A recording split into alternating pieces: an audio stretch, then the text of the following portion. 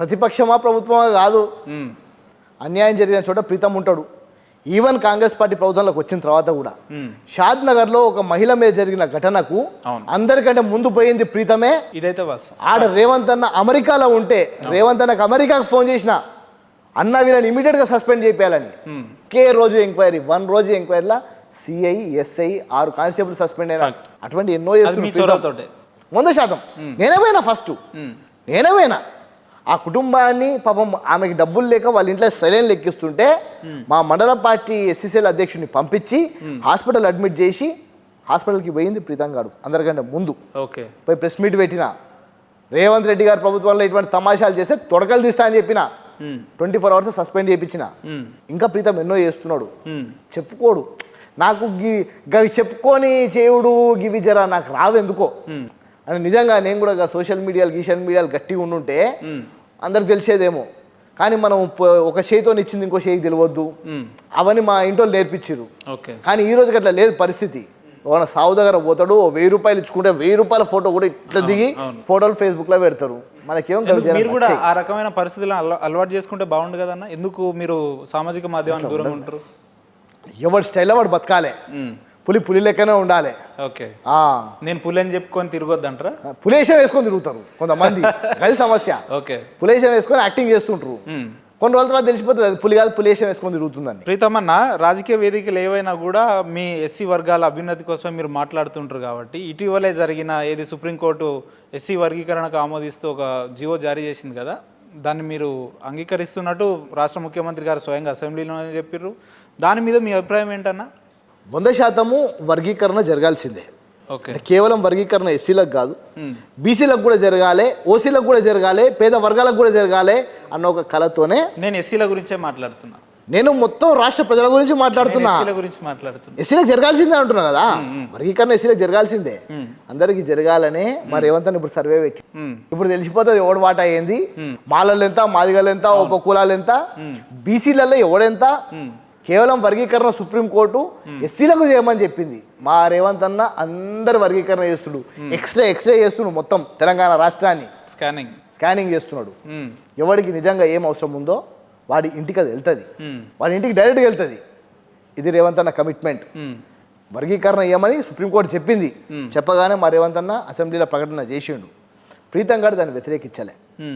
ప్రీతం గారు వ్యతిరేకించింది సుప్రీంకోర్టు జడ్జిమెంట్లో కొన్ని అంశాలునే, వాటిని వ్యతిరేకించిన. ఎస్సీలలో ఉపకులాలు కూడా ఉన్నాయి కదన్న. ఇదే ప్రీతం అన్న ఈరోజు ఇక్కడికి వచ్చి హైదరాబాద్లో ఈ బంగ్లాలలో కూర్చొని మాట్లాడుతున్నా అంటే ఉపకులాల వర్గాల ప్రజలు కూడా మీ స్థాయికి రావాలి కదా, చదువు పరంగా కావచ్చు, ఆర్థిక పరంగా కావచ్చు, రిజర్వేషన్ పరంగా కావచ్చు, అంటే వాళ్ళకు కూడా న్యాయం జరగాలి కదా. మీరు దీన్ని యాక్సెప్ట్ చేస్తారా? అయితే ఇది కూడా గత ప్రభుత్వం తప్పే అంట.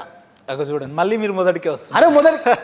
చెప్పండి, ఎట్లనో చెప్పండి. 1950 మనది హైదరాబాద్ రాష్ట్రం, 32 కులాలు ఉండే మనకి ఎస్సీలల్లో. 1953 మద్రాస్ రాష్ట్రం, 78 కులాలు ఉండే ఆడ. 1956 ఆంధ్రప్రదేశ్ హైదరాబాద్ రాష్ట్రం ఒకటైంది. ఒకటైనప్పుడు 61 ఉపకులాలు ఉండే ఆడ, 61 ఉండే. మళ్ళీ తెలంగాణ విడిపోయినప్పుడు 10 సంవత్సరాల నుంచి వండిర్రా, మళ్ళీ ఇక్కడ 32 ఉండాలి కదా. కులం అనేది ఆంధ్రప్రదేశ్ నుంచి వెళ్ళిపోయిన తర్వాత మళ్ళీ ఎందుకు 59 పెట్టిండు కేసీఆర్? ఆది ఆంధ్ర, ఆది కర్ణాటక, ఇవన్నీ మా ఉపకులాలు. ఒక్కడున్నాడా ఇక్కడ? ఒక్కడున్నాడా? అంటే 10 సంవత్సరాల నుంచి జాప్యం చేయడం బట్టే ఉపకులాలలో కూడా నాయకత్వం బయటికి రాలేదంట. మళ్ళీ ఇట్లా రావటం ఇది వాస్తవం. హైదరాబాద్ రాష్ట్రం ఇప్పుడు మనది ఉంది, ఔరంగాబాద్ మనకి లేదంతే తప్ప. హైదరాబాద్ రాష్ట్రం అన్నట్టే తెలంగాణ రాష్ట్రం అంటే 32 ఉపకులాలే ఉండాలి ఎస్సీలల్లా. 59 ఎందుకు ఉన్నాయని అంటున్నా. ఈ ఎక్స్రేనే రేవంత్ రెడ్డి చేస్తున్నాడు. సుప్రీంకోర్టు చెప్పింది గింతే, సుప్రీంకోర్టు చెప్పింది గింతే ఇంచే. మరి రేవంత్ రాడు దింపుతున్నాడు ఇప్పుడు. కానీ స్వతంత్రం వచ్చి దాదాపు 75-80 ఏళ్ళు అవ్వస్తున్నా కూడా ఇంకా రిజర్వేషన్లు అణగారిన వర్గాలు అడుక్కునే పరిస్థితులను ఎందుకున్నాయి? ఈ రాజకీయ లోపంలో అసలు లోపం ఎక్కడుందంటారు అన్న? రిజర్వేషన్ని కరెక్ట్గా ఇంప్లిమెంట్ చేసే ఏజెన్సీస్ లేక. వాస్తవానికి ప్రతి ఒక్క శాఖ దాదాపు 55-60 ఏళ్ళు కాంగ్రెస్ పార్టీ పరిపాలించింది కదా. పరిపాలించిన దాంట్లోనే రిజర్వేషన్స్ పట్టుకొచ్చినాం. పరిపాలించిన దానిలో పట్టినే రాష్ట్ర ప్రజలకు ఏమేమి అవసరమో అన్ని అమెండ్మెంట్స్ చేసినాం. ఇంతవరకు అమెండ్మెంట్స్ చేసినంత కాంగ్రెస్ పార్టీనే. ఈరోజు దళితులకు రిజర్వేషన్సే కాదు, రాజకీయ రిజర్వేషన్సే కాదు, ఈరోజు ఐఐటీలు కానీ, పరిశ్రమలు కానీ, వాటిలో రిజర్వేషన్స్ కానీ, ప్రతి ఒక్క శాఖలో 15% రిజర్వేషన్. అంటే కేవలము ఎస్సీ ఎస్టీ ఇక్కడనే కాదు, ఏ శాఖకు పోనివ్వండి, అందులో 15% కాంగ్రెస్ పార్టీనే ఇచ్చింది. మాకు రైట్ టు ఎడ్యుకేషన్ ఇచ్చింది, రైట్ టు ఫుడ్ ఇచ్చింది, రైట్ టు లివ్ ఇచ్చింది, రైట్ టు షెల్టర్ ఇచ్చింది. ఇన్ని రైట్స్ ఇచ్చింది ఎవరు? ఇవన్నీ సక్రమంగా ఇంప్లిమెంట్ అయితే మాదిగలు, మాలలు, లేదంటే గిరిజనులు, ఈ లంబాడి వర్గం అని చెప్పుకునే వీళ్ళంతా కూడా ఇంకా ఊర్లలో ఉండే పరిస్థితులు ఉండవు కదా అన్న అంటున్నా. అందుకే ఇప్పుడు మేము సర్వే చేసేది. అందుకే ఎవరి స్థాయి ఏంది, ఎవరి పరిస్థితి ఏంది, ఎవరి ఆర్థిక స్థితిగతులు ఏంది. రేవంత్ రెడ్డి గారు ఈ రోజు కాదు, హీజ్ ఎ విజనరీ లీడర్. ఇంకో 20 సంవత్సరాల దాకా జరపమని చెప్పారు రేవంత్ అన్న. ఎందుకు ఇంకా భవిష్యత్తులో ఏమైనా అవకాశాలు వచ్చే ఉన్నాయా మీకు? నాకేం అవకాశం అవసరం లేదు బాయ్ సాబ్. ఓకే, నాకు నెక్స్ట్ ఈ 2 years టర్మ్ అయిపోయిన తర్వాత పార్టీ పరంగానే నేను నాయకత్వం ముందరికి వెళ్తా, కానీ ప్రభుత్వ పరంగా నేను ముందరికి వెళ్ళా. నా పార్టీ నాయకులకు నేను చొరవ కావాలని అంటే నా కార్పొరేషన్ టర్మ్ అయిపోయిన తర్వాత తప్పకుండా పార్టీలో బలమైన పదవి తీసుకొని రాష్ట్రం అంతా మళ్ళా నా కార్యకర్తలకు చేరువయ్యే ప్రయత్నమే చేస్తా. ఈరోజు కార్పొరేషన్ పదవిలో ఉన్నందుకు నేను చాలామంది నా నాయకులకు నేను దగ్గర కాలేకపోతున్నా. నాకు మొత్తం నా మండల అధ్యక్షులు, నా గ్రామ శాఖ అధ్యక్షులు, వాళ్ళందరికీ నేను దూరం అవుతున్నాను నాకు అనిపిస్తుంది. ఇంకో 1.5 year ఉంది, ఆల్రెడీ 6 నెలలు ఆల్మోస్ట్ వచ్చేసింది. ఇంకో 1.5 year ఉంది. ఇది అయిపోయిన తర్వాత పార్టీలో మంచి నాయకుడిగా రేవంత్ అన్న చేసే పనులను గ్రామానికి తీసుకుపోయే పనే నా పని. హ్యాపీగా నాకు ఇంకా వేరే పదవుల గురించి వాటి గురించి వీడియో పోడే లీడర్ కాదు. నేను డైరెక్ట్గా మొహం మీద మాట్లాడేటోని. నాకు పెద్ద ఇబ్బంది అవుతుందేమో అనిపిస్తుంది నాకు. చాలా ఇబ్బందులు అయినాయి అట్లా, అయినా నేను పట్టించుకోను.